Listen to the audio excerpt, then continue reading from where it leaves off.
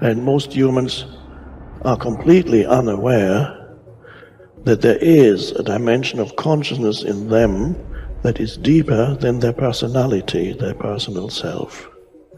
So they are trapped on the surface level of reality, and that is not a pleasant place to be.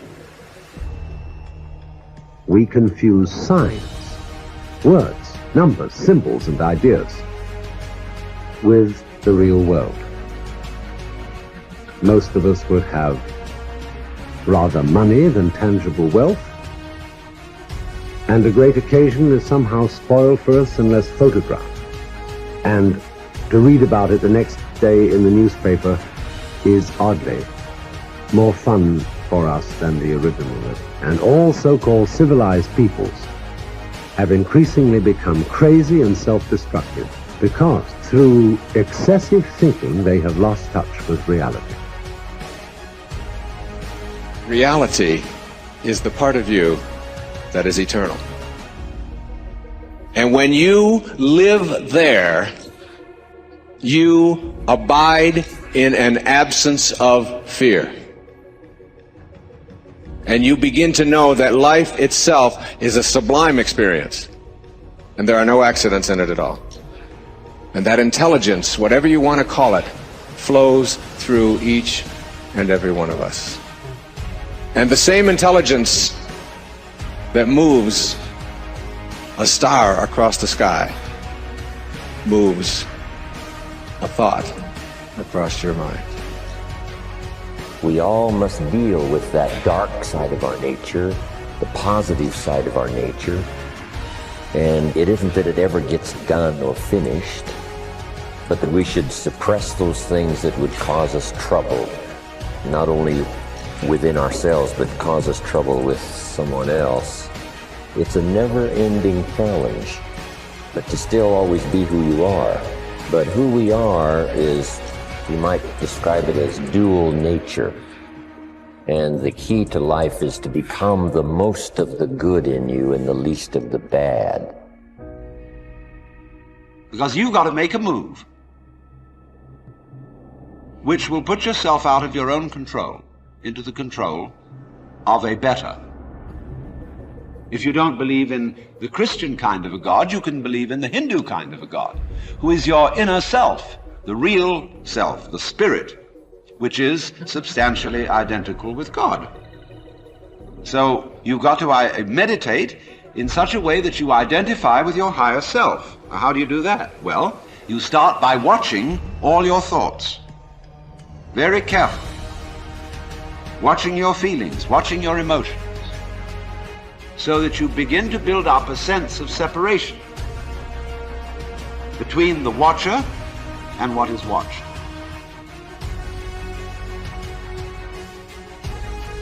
You cannot change conditions or circumstance. You don't have to let them control you. We can't control what's going on outside, but we can control what's going on inside. Unfortunately, I don't think many of us have been raised to really understand that. And it's a lack of understanding that's causing all our problems. We are the only creature on the planet that's totally disoriented in our environment. All the little squirrels, the birds, all the animals are completely at home in their environment. They blend in. You and I are totally disoriented in our environment. We've been given the mental faculties to create our own environment. However, we go right through school and we've never learned that. We have higher faculties, and the average person has no knowledge of how to operate with them. We have perception, the will, reason, imagination, memory, and intuition. Those mental faculties, they're not just words, they're actually mental faculties that we can use to take control over our world and to create the environment that we want. But unfortunately, we grow up, we don't know that. We've been raised to live through by what we see, hear, smell, taste, and touch. We've been raised to be controlled by what's going on outside. As little kids, will you listen to what I'm telling you? Will you look at this? You know, and so it's all outside. I think we're raised in ignorance, actually. There's a very small percentage of the population that have a reasonably clear understanding of who they are and what they're capable of doing, but the ones that do are in the minority. It's so important for people to remember that they're the creators of their lives instead of the victim of their life. The victim is saying, I'm feeling this way because that person or that circumstance, or I don't have any money, is causing me to feel this way. That's my relationship with money. What that really means is I'm using my lack to reaffirm my dependency, my addiction, my conditioning. That's my relationship with money, is that I put my attention on money because I don't have it. Their relationship with money is, of course, built on lack. And so when they don't have it, they feel bad. What they're really saying is my outer environment, my reality is actually controlling the way I feel and the way I think. So Louis, why are you in a good mood today? Things are going good. Why are you in a bad mood? Things are going bad today. So this unconscious program of victimization is saying that we're allowing our environment to influence the way we feel and the way we think. Isn't that what victimization is? And the stronger the emotion we have to our lack, the more we put our attention on the fact that we don't have it. So then the person has forgotten that they're creating reality because what they're creating is lack. Okay, let's create from the field instead of from matter. Get a coherent heart, get a coherent brain, relax in the heart, and energy moves right into the brain. We've measured this 1,000 times, and all of a sudden the person moves into these beautiful, elegant brainwave states where they're super creative, right? The future must become the present in the imagination of the one who would wisely and consciously create circumstances. I think right now everybody wants to create circumstances because they don't like the ones they find themselves in. But you see, you cannot change the circumstance you find yourself in. You can only change your perception of them. And when you do that, you change the circumstance. So we say here, the future must become the present in the imagination of the one who would wisely and consciously create circumstance. We must translate vision into being. Thinking of into thinking from. Imagination must center itself in some state and then view the world from that state. See yourself where we want to be and then be there. Thinking from the end is an intense perception of the world of fulfilled desire. That is so cool. Thinking from the end is an intense perception of the world of fulfilled desire. So what are we doing? We're building a goal, and then we see ourselves already having accomplished the goal. Thinking from the end is an intense perception of the world of fulfilled desire. Already got it. I don't have to get it, I've already got it. That's an intense perception of the world of fulfilled desire. In other words, you got it. It's here. Now think. Are you thinking from the end or are you thinking of the end? If you're thinking of the end, your thinking is way out there. If you're thinking from the end, you're part of it. See,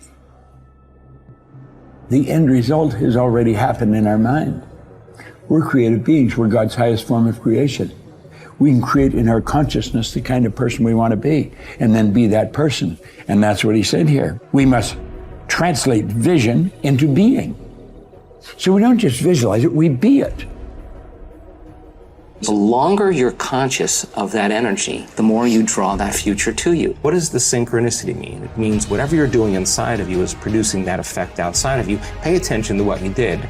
Keep doing do more it of again. Yeah. So generate a little bit more abundance. Just do it for an experiment. Now, when the synchronicity happens, do you think you feel suffering or do you think you feel a little excitement? You feel inspired, right? Mm-hmm. So then that synchronicity is saying, use this energy, use this feeling. It should be easier for you to feel this now and go back and do it again. Mm-hmm. Keep the experiment going.